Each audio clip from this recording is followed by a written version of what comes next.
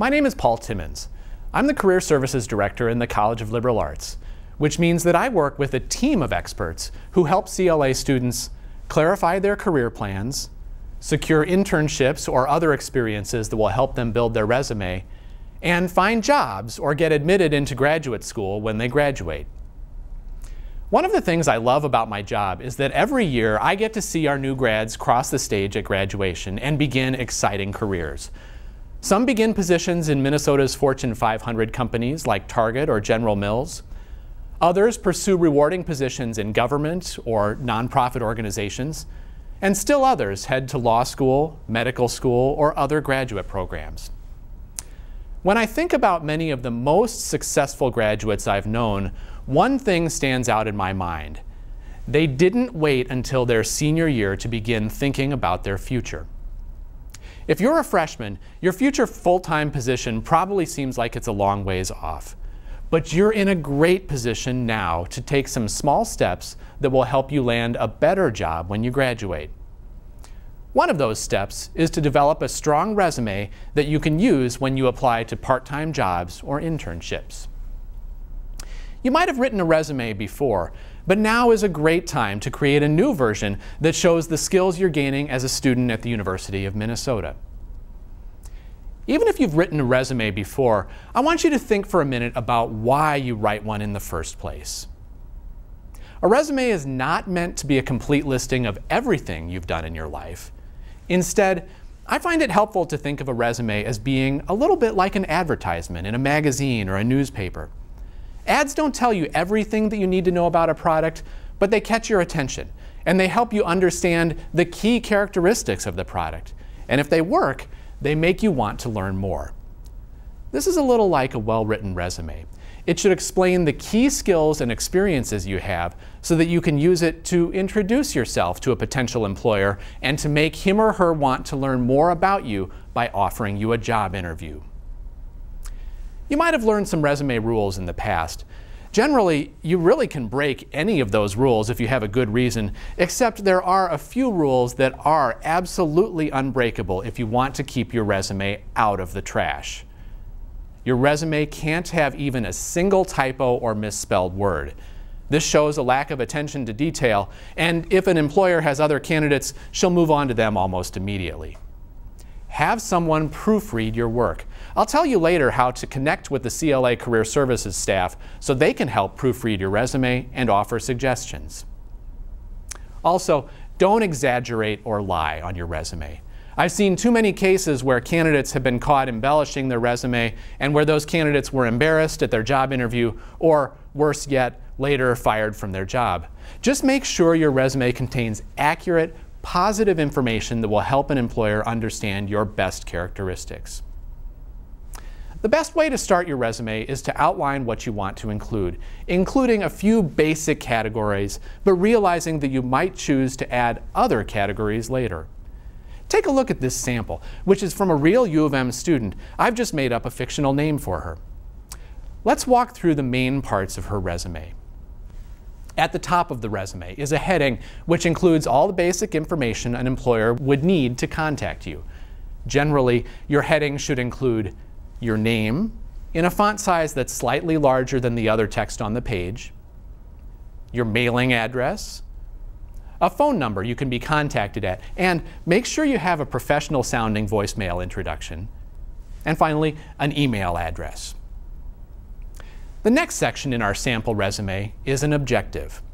Having an objective on your resume is optional, but if you know what type of position you'd like, a well-written objective can be a great way of focusing your reader's attention and highlighting the best skills that you bring to the table. In this case, the student has done two great things. First, she knows what type of position she's looking for and what organization she wants to work with. Second, she's focusing on the skills that she brings to the table, not what she's hoping that the employer can give her. For the next section, you have a choice to think about. The next two sections of your resume probably will include your education and then another that lists your volunteer and work experience. The section that's listed first should depend on which one contains the best information. Generally, I tell students that they want to have their strongest content as close as possible to the top of the resume. So if your previous work experience is closely related to the job you're hoping to land, you might want to have your experience section come first, followed by your education section. Or, if in doubt, start with your education section. Your U of M education is one of your strengths and will catch the eye of a lot of potential employers. In our sample resume, the author started with her education section. The format of this section can vary, but in general, you should include the university's name, your degree, your graduation date, your major, your minor if you have one, and your GPA if it's strong. The general guideline is if your GPA is above a 3.0 to leave it on, and if it's below a 3.0 to take it off. If you haven't yet decided on a major, it's fine to simply say undecided major. If you've attended more than one school, list your most current education first, followed by previous degrees or schooling. As you can see from this example, you can also include things like study abroad experiences. One last thing to note here. Generally, now that you're in college, my suggestion would be to leave your high school education off of your resume. Employers you meet in the future will mainly want to know where you're going to get your college degree from. Next, you'll include a section or more than one section that lists the experiences you have. If you're tuning me out at all, now's the time to listen up. In my experience, the experience section is a part of the resume that seems easy to write but can be deceptively hard. But if you do a good job here, you'll really separate your resume from all the others in the stack. Experience should be thought of very broadly. It can include lots of different types of experience, such as paid work, volunteer projects, internships, leadership activities on campus, or other experiences. One other important point. If you're a junior in college, I would suggest that all the experience on your resume would generally be things you've done in college. But if you're younger than a junior, when you're just starting out, it's fine to include experiences from high school. Ideally, you'd list 2 or 3 separate jobs or volunteer experiences in this section. You'll start with your current or most recent experience and then work backwards in time as you move down the page. Let's go back to our example. As you can see, our writer has included 3 separate experiences in her own resume. She's still doing 2 of them and finished one a couple of years ago. When you write your experience section, for each separate entry, you'll generally list 5 things: your job title, the name of the organization, the location of the organization, the dates you worked there, and a description of the position using bullet points to highlight the main tasks that you did there and the main skills you used. As you write your own bullet points describing your work, I want you to keep some important things in mind. Bullet statements can bring your resume to the top of the pile if they're written correctly. Think about it. Unless you're applying for a job that is exactly like the last one you had, you have some work to do to convince your potential employer that you have the skills that it will take to do his or her job. The best written resume bullet points will illustrate your most relevant skills for your potential employer. Generally speaking, the formula to follow for every bullet point is skill verb plus details, and then, where possible, add results. In my formula, I always put results in parentheses because I realize it's not always possible to explain the results of your work. But if you can, you should.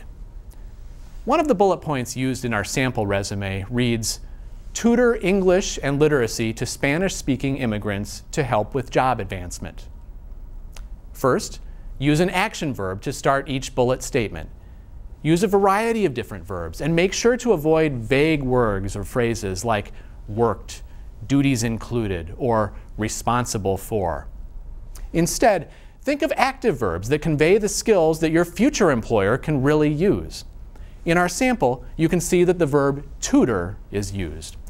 Note that the author is writing in present tense because she's still doing this job.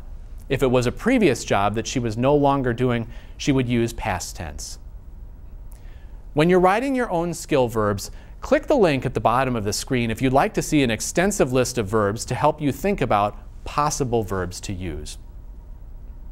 Next, add details that will explain your experience. Where possible, it's always great to add information, including numbers, so that your reader knows a little about the scope of your work. Here, our resume writer is telling us that she tutored English and literacy to Spanish-speaking immigrants.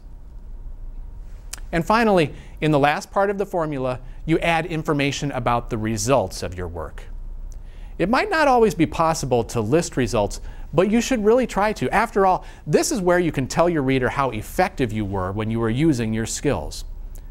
As you think about results, ask yourself, as a result of my action, what happened? What happened to me? What happened to my client? What happened to others involved? Or ask yourself why you performed the work task or how you knew you succeeded. In our example, the author has tried to give some results related to why she did the work she did. She said, to help with job advancement. Writing effective bullet points isn't easy, but it really is important that you spend the time here to make them as strong as possible. For lots more information on writing bullet points, including some tips on strengthening the ones you've already written, click the link at the bottom of this page. The content we've covered so far will be enough for most of you. But keep in mind, this is your resume, and you can rename the sections we've already talked about or add other sections that better fit your own situation. I've seen students include sections describing their language skills, their computer skills, extracurricular activities, or really anything else that you think will be relevant to your potential employer. Just a few other final thoughts. Generally, I tell students to not use the templates that you can find in Microsoft Word or on the internet. Templates can be great to get you started with your writing, but often they make it difficult to rearrange text in the ways that you want. Also, if you are using a template, you run the very real risk that your resume will look very similar to someone else's. And the idea here is to be unique. Also, when you're doing your final proofreading, make sure that you're staying very consistent with your formatting. In most cases, students should keep their resume to one page only. Employers typically have a large number of resumes to look through, so it's important to get your ideas across quickly. Remember, this is like an ad in a magazine. When was the last time you saw a two-page ad that was packed with tons of words? Finally, when it comes time to apply for jobs, you'll want to slightly tailor your resume to each position you're applying for. If you have the job or internship description, it's like an open book test. They're telling you what skills they need. If you have those skills, your resume needs to highlight them.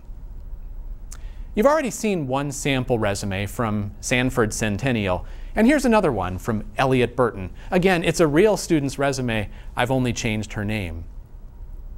Both of these sample resumes and many more are included in a binder that we have in the CLA Career Services office. We keep that binder there so that you can review other U of M students' resumes to get ideas on formatting or to see how others have described some of the same activities that you've probably done on campus.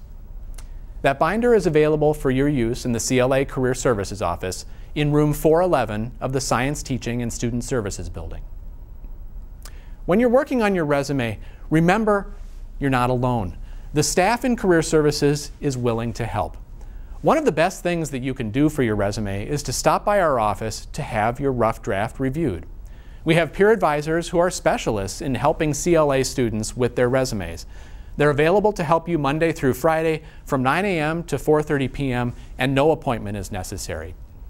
We also have computers available for your use, and we can show you GoldPass, which is a huge online database of internships and volunteer positions you can explore, and it also includes full-time jobs that you can look at. And finally, if you want more information on resumes, check out our online resume guide by clicking the link below. Thanks for your attention today, and good luck as you're working on your resume. Remember, writing a strong resume now is one of the small steps you can take to set yourself up for career success in the future.